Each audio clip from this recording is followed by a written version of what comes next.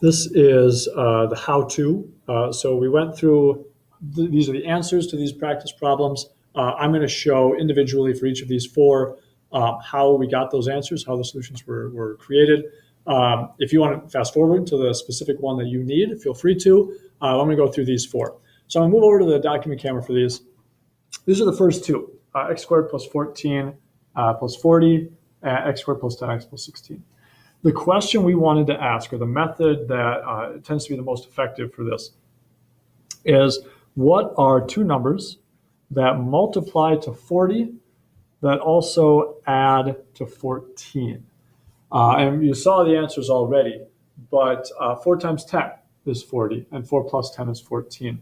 There's more than one number, more than two numbers that multiply to 40, 40 and 1, 2 and 20.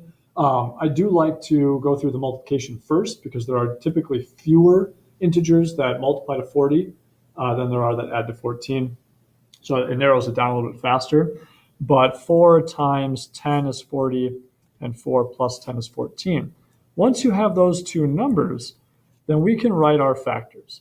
We can say, well, x plus 4 and x plus 10 must be the two factors. Now, I'm not going to do this for each of them, but I'm going to do it for this one. If you distributed those out again, if you FOILed it out, you'd have x squared plus 10x plus 4x plus 40 as your result. And if you combine the middle two terms here, the like terms, sure enough, you get x squared plus 14x plus 40 as the result. And so it does work. I'm not going to FOIL it out for each of them just for the sake of time. But these are the questions you're asking. So now we're saying, what are two numbers that multiply to 16 that also add to 10? Well, 4 times 4 is 16. 4 plus 4 is not 10. However, 8 times 2 is 16. And 8 plus 2 is 10. So our factors would be x plus 8 and x plus 2. And I honestly don't remember if I put the 2 first or the 8 first in the solutions, and that doesn't really matter.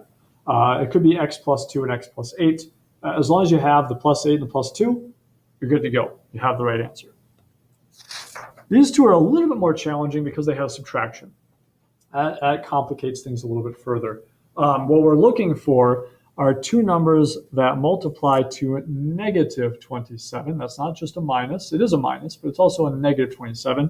If you don't like the fact that a minus and a negative represent the same thing, you can certainly change it to plus negative 27, and you get the same exact result. Then we want those same two numbers to add to 6.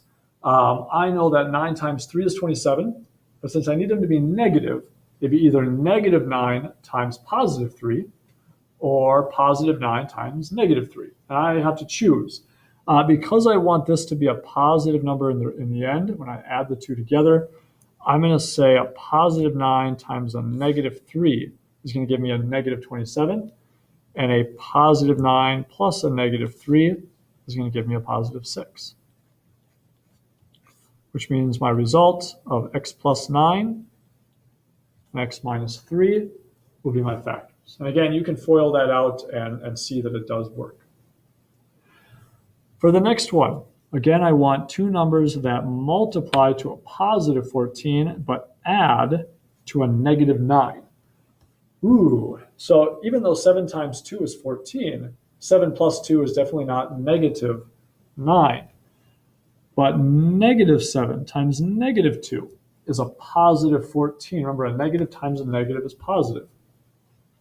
And a negative 7 plus a negative 2 is a negative 9. So we'd have x minus 7. If you wrote this as x plus negative 7, that'd be correct too. And x minus 2. And that's how we get those solutions.